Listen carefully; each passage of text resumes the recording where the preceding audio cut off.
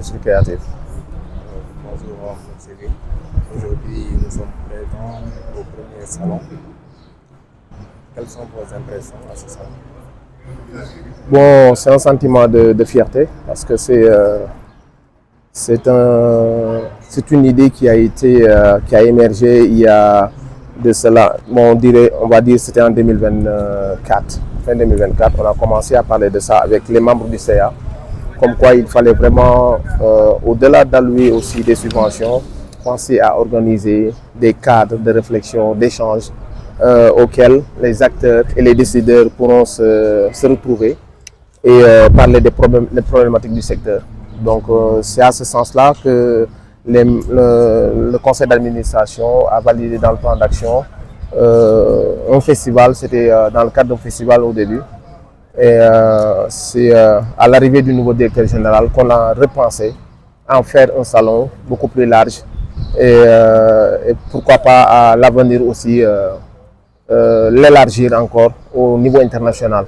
Donc l'idée pour nous c'était ça, c'était de vraiment poser le débat, camper, vraiment aussi permettre aux acteurs, permettre aussi vraiment à tous les décideurs de pouvoir s'asseoir, des panélistes, parler de l'entrepreneuriat, parler en tout cas de toutes les problématiques du secteur.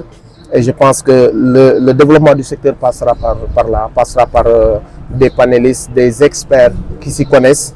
Et c'est à partir de ces échanges-là qu'on pourra en tout cas trouver des solutions, en tout cas avoir aussi une meilleure vision de là où nous allons.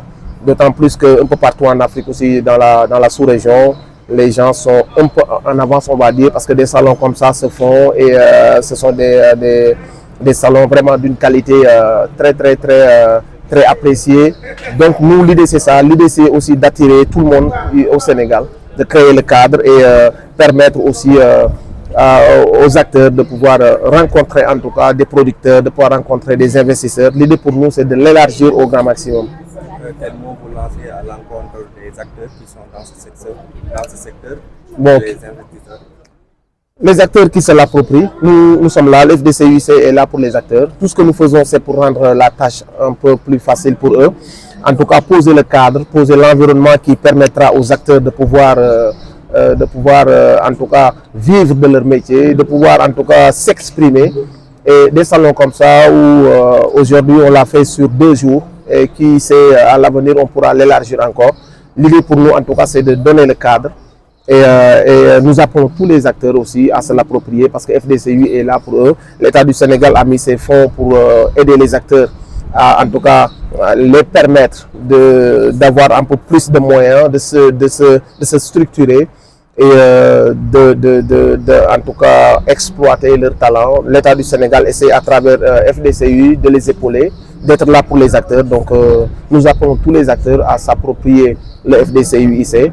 Et ce salon-là, nous pensons que aujourd'hui c'est la première édition et nous pensons vraiment l'agrandir les années à venir, Inch'Allah.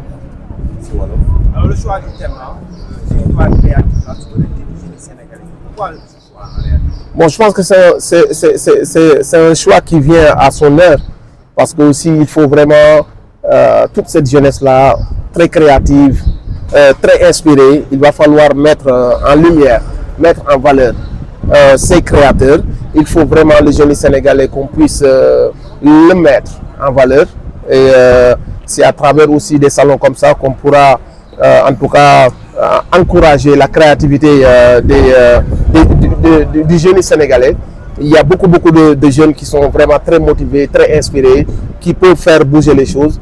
Donc c'est à partir de là qu'on a vraiment voulu poser ce thème-là, mettre en valeur, mettre en lumière notre jeunesse qui est très créative et très motivée à faire avancer les choses.